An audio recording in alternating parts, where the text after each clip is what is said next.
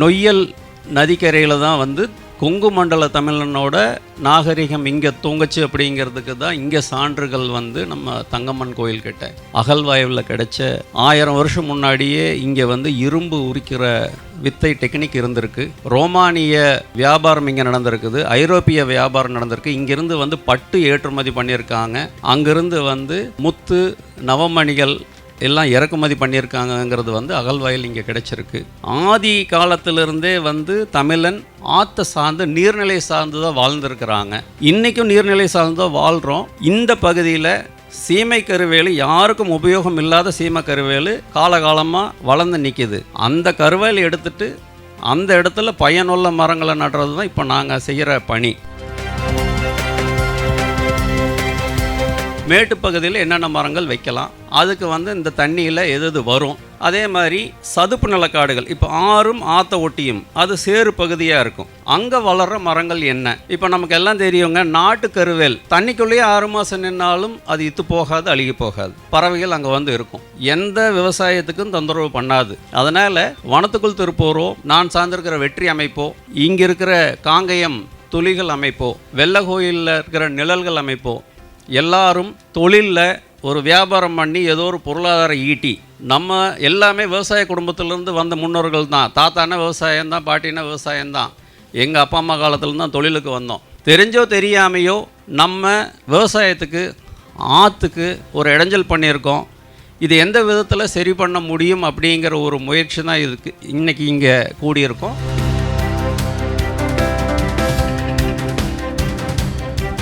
Classic போல Sivaraman sir சொன்னாங்க, கிட்டத்தட்ட ஒரு 19 லட்சம் 20 லட்சம் மரம் இது வரைக்கும் நட்டு வச்சுருக்கோன்னு சொன்னாங்க. அதெல்லாம் நட்டு வளர்க்குறாங்க, பராமரிக்கிறாங்க. பல்வேறு முயற்சிகளை கடந்த 10 ஆண்டுகளுக்கும் மேலாக எடுத்துகிட்டு வராங்க. நமது மாவட்ட நிர்வாகத்தின் சார்பிலும் சரி, கடந்த ஆண்டு மட்டும் கிட்டத்தட்ட 7.5 லட்சம் பல்வேறு துறை சார்ந்த வேளாண்மை துறை, ஊரக வளர்ச்சி, அதே போல் வனத்துறை உள்ளிட்ட பல்வேறு துறை சார்ந்த நிகழ்வுகளிலே, அரசு நிகழ்வுகளிலே, கவர்மெண்ட் ஸ்கீம்ஸில் ஃபாரஸ்ட் டிபார்ட்மெண்ட்லேருந்து நர்சரி எடுத்து, ஆர்டி டிபார்ட்மெண்ட்லேருந்து நர்சரி எடுத்து, பல்வேறு இடங்களில் நெடுஞ்சாலைத்துறை மூலமாக கூட கிட்டத்தட்ட 7.5 லட்சம் மரங்களை நடப்பட்டுள்ளது. அது வந்து பராமரித்து அந்த Jio taking, GPS Jio taking எல்லாம் பண்ணி பராமரிச்சுட்டு வரோம். ஒரு இயற்கையான சூழலை மேம்படுத்துறதுக்காக வேண்டி இது போன்ற ஒரு நல்ல மாஸ் 1 லட்சம் மரம் 2 லட்சம் மரம் அப்படின்றத நட்டுட்டு வரோம். இயற்கை நமது முன்னோர்கள் வந்து நமக்கு விட்டு சென்ற இந்த ஒரு நல்ல சூழலை நம்ம அடுத்தடுத்த சந்ததியினருக்கு, இப்போ நம்ம இவ்வளோ இயற்கை சூழல் இருக்குது, இது வரைக்கும் உள்ள இயற்கை சூழல் நம்மக்கிட்ட இருக்குது அப்படின்னா இது நம்ம பண்ணது கிடையாது, எல்லாமே நம்ம முன்னோர்கள் வந்து நமக்கு கொடுத்தது தான். இதே மாதிரி நம்ம அடுத்த சந்ததியினருக்கு கொடுக்குறோமா இல்லையா அப்படின்றது தான் கேள்வி. கொடுக்கணும், கொடுக்க போகிறோம். அதற்கான பல்வேறு முன்னெடுப்புகள் எல்லா பக்கமும் நடக்கும் பொழுது நமது மாவட்டத்தில் நடைபெறுகின்ற முன்னெடுப்பு இது. இந்த நிகழ்வின் நோக்கம் குறித்தும் நம்முடைய வனத்துக்குள் திருப்பூர் என்ன திட்டமிட்டிருக்கிறது என்பதை நம்முடைய மரியாதைக்குரிய கிளாசிக் போலா நம்முடைய சிவராமன் அவர்கள் இங்கே துல்லியமாக எடுத்து வைத்திருக்கின்றார்கள். காரணம், ஏறத்தாழ 9 ஆண்டு காலமாக இது நடைபெற்று வருவது உள்ளபடியே பாராட்டுக்குரியது ஒன்று. நம்முடைய வெள்ளக்கோயில் ஒன்றியத்தில் தாசநாயக்கம்பட்டி அருகில் அமைந்துள்ள வட்டமலை ஓடை அணையில் இது போன்ற நிகழ்ச்சி சமீபத்தில் ஒரு சில மாதத்திற்கு முன்பு நடைபெற்றது பசுமையாக நினைவிலே பதிவாயிருக்கின்றது. எனவே அந்த வகையில் ஒரு மகத்தான பணி. ஏனென்று சொன்னால் இன்றைக்கு ஒரு காரணம், நம்மை அறியாமலே சுற்றுச்சூழலுக்குள் நாம் அங்கே சுற்றுச்சூழல் பாதிப்புக்குள்ளாகி கொண்டிருக்கிறோம். கண்ணுக்கு தெரியாமல் இன்றைக்கு அந்த சூழ்நிலை இருக்கிறது. காரணம், இன்றைக்கு வரக்கூடிய வாகனங்களில் வரக்கூடிய புகை, தொழிற்சாலையில் வரக்கூடிய புகையின் மூலமாக காற்று மாசுபட்டு கொண்டிருக்கிறது. அதே போல் தொழிற்சாலை கழிவுகளினால் நீரும் மாசுபட்டு, அதன் மூலமாக நிலமும் மாசுபட்டு, மொத்தத்தில் ஒரு மாசடைந்த சூழ்நிலையில் நாம் இருந்து கொண்டிருக்கிற சூழ்நிலையில் இது போன்ற பணிகள் அந்த மாசை விலக்கி மனிதனோடு அது செயல்படுகிற காரணத்தினால் மனித இனத்தை காப்பாற்றக்கூடிய ஒரு நிகழ்வு எதிர்காலத்திலே நிகழும் என்று நம்பிக்கை ஏற்பட்டிருக்கிறது. அனைவருக்கும் வணக்கம். காங்கேயம் அருகே திருப்பூர் மாவட்டத்தின் முக்கியமான அணைப்பகுதியான உரத்துப்பாளையம் நொய்யல் அணை மீது கட்டப்பட்டுள்ள அந்த அணைப்பகுதியில் துளிகள் அமைப்பாகிய நாங்களும் வனத்துக்குள் திருப்பூர் அமைப்பும் இணைந்து காய்ந்து கிடந்த மற்றும் சீமை கருவேல் மரங்களால் நிரப்பப்பட்டு எந்த பயனுமின்றி கிடந்த சுமார் 700க்கும் மேற்பட்ட ஏக்கர் நிலங்களை ஒவ்வொரு ஆண்டும் சிறிது சிறிதாக பராமரித்து நமது நாட்டு மரங்களை நட்டு வளர்த்தி அதை ஒரு வனமாக மாற்றி பல்லுயிர் வாழும் ஒரு அற்புதமான இடமாக மாற்றும் நோக்கத்தில் இந்த ஒரத்துப்பாளையம் அணை சுற்றுச்சூழல் மேம்பாட்டு திட்டங்களை வனத்துக்குள் திருப்பூர் மற்றும் தொழில் அமைப்பின் மூலமாக முன்னெடுத்துள்ளோம். இதுக்கு முழு ஒத்துழைப்பு யார் கொடுத்தாங்கன்னா அனுமதியுமே நம்மளுடைய மாண்புமிகு அமைச்சர் மு.பி. சாமிநாதன் அவர்களும், திருப்பூர் மாவட்ட ஆட்சியர் திரு கிறிஸ்துராஜ் ஐயா அவர்களும், பொதுப்பணித்துறை அதிகாரிகளும் இதுக்கு எங்களுக்கு ஒரு முழு ஒத்துழைப்பும் அனுமதியும் கொடுத்தாங்க. அதுக்கப்புறம் நாங்கள் என்ன பண்ணோம், கடந்த 6 மாத காலமாக அந்த பகுதியில் இருக்கிற முள்ளுவேலிகளை எல்லாம் எடுத்துட்டு, ஸோ அப்போ முள்ளுவேலிகளை எடுக்கும்போது திரும்ப மரத்தை நட்டோம்னா அந்த இடத்துல அந்த நட்ட மரங்களை அந்த கால்நடைகள் நிறைய இருக்குது, ஆடுகள் மாடுகள்லாம் நிறைய இருக்குது. அப்போ அந்த கால்நடைகளிலிருந்து பாதுகாக்கிறதுக்காக நாங்கள் என்ன பண்ணோம்னா முதல் கட்டமாக ஒரு 45 ஏக்கர் ஃபுல்லாமே ஒரு பாதுகாப்பு வேலி அமைச்சு உள்ளுக்குள்ளே அந்த 45 ஏக்கருக்குள்ளே பழைய கிணறுலாம் இருந்துச்சு. அந்த கிணத்தையெல்லாம் நாங்கள் சரி பண்ணி அதில் நீர் இருக்கிற கிணத்தையாக எடுத்து அப்போது அதுக்கு சோலாரு சொட்டு நீர் எல்லாமே அமைச்சு முதல் கட்டமாக ஒரு 45 ஏக்கரில் 4500 மரங்கள், 110 வகையான நாட்டு மரங்கள், பல்லுயிர்களும் வாழக்கூடிய இடமா அந்த இடத்த மாற்றுறதுக்காக இத்தனை 110 வகையான மரங்கள் அந்த இடத்துல அதுக்குண்டான பணி திட்டம் நடந்துட்டு இருக்கு. அதன் பின் 2 மாதங்களாக அந்த பணி முடிவடைந்து 2 மாதங்கள் ஆகிவிட்டது. அந்த இடங்களில் ஓரளவுக்கு அணைப்பகுதி ஆகையால் அணையில் தண்ணீர் தேங்குவதற்கு இடைஞ்சல் இல்லாமலும் நமது மரங்கள் நடப்படும் மரங்கள் எந்த காலத்திலும் சேதமடையாமலும் இருக்கும் வண்ணம் இடங்களை தேர்வு செய்து இன்றும் அந்த மரங்கள் நீடி நிலைக்கும் வகையிலே நாங்கள் இடங்களை தேர்வு செய்து சரியான இடைவெளியிலே மரங்களை நட்டு கொண்டிருக்கின்றோம். இப்போ 45 ஏக்கர் முடிஞ்ச உடனே இப்போ நட்டுட்டு இருக்காங்க. இன்னொரு 1 காலகட்டத்தில் அந்த மரங்கள் நடும் பணி முடிஞ்சிடும். அடுத்ததாக இது ஒரத்துப்பாளையம் அணைக்கட்டினுடைய தலைப்பகுதி. அடுத்து இதனுடைய வால் பகுதின்னு சொல்கிறது தங்கம்மன் கோவில்னு ஒரு கோவில் பகுதி இருக்குது. அதுதான் இந்த அணைக்கட்டினுடைய கடைசியான வால் பகுதி.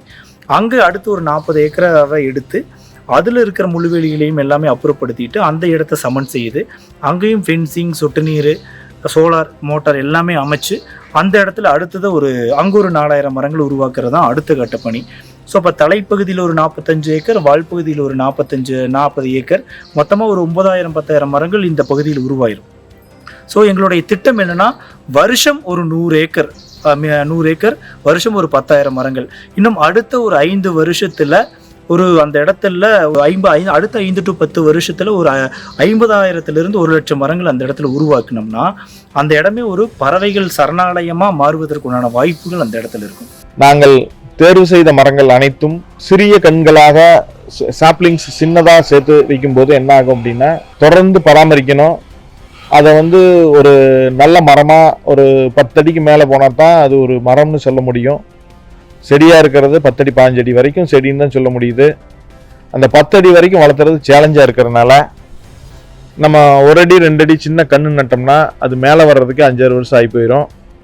அதை கருத்தில் கொண்டு ராஜமுந்திலிருந்து 6 அடி உயரத்துக்கு வளர்ந்த 3 வருடம் அவங்க வளர்த்தி கொடுத்த மரங்களை செலவானாலும் பரவாயில்லைன்ட்டு அதை வாங்கிட்டு வச்சுருக்குறோம்.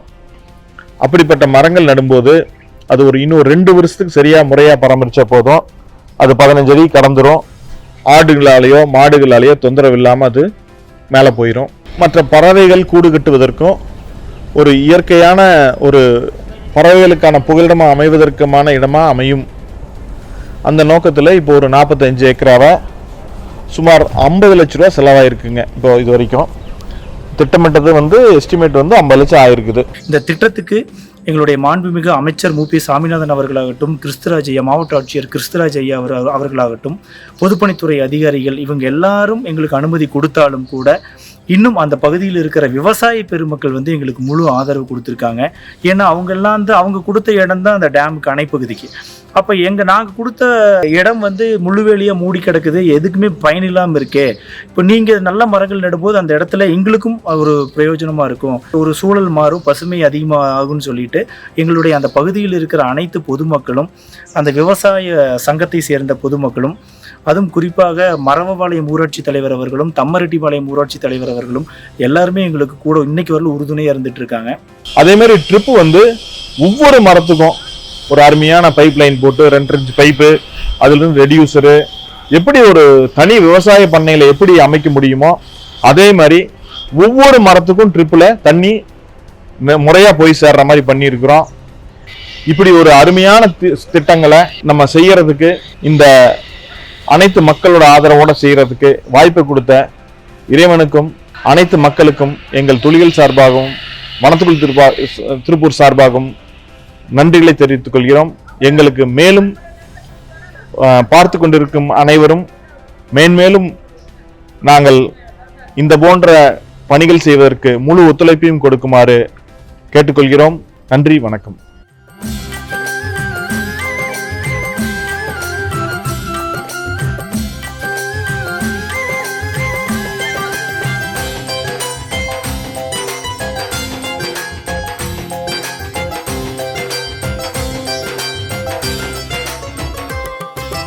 நடுவது வெற்றி செடி அல்ல, இதுவே எங்கள் எதிர்காலம்.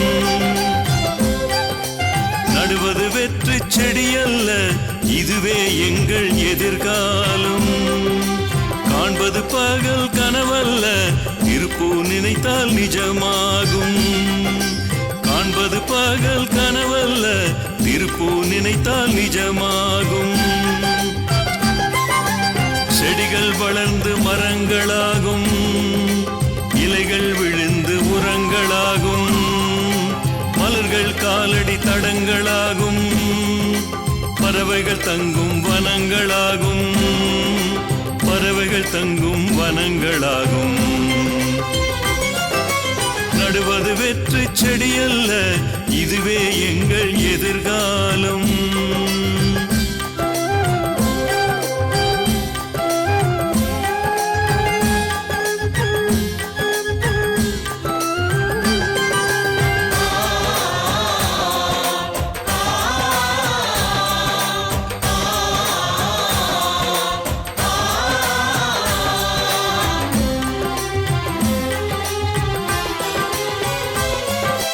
இணைந்திட வேண்டும் லட்சம் கரங்கள், வளர்த்திட வேண்டும் லட்சம் மரங்கள், பெரியவர் சிறியவர் பேதமில்லாமல்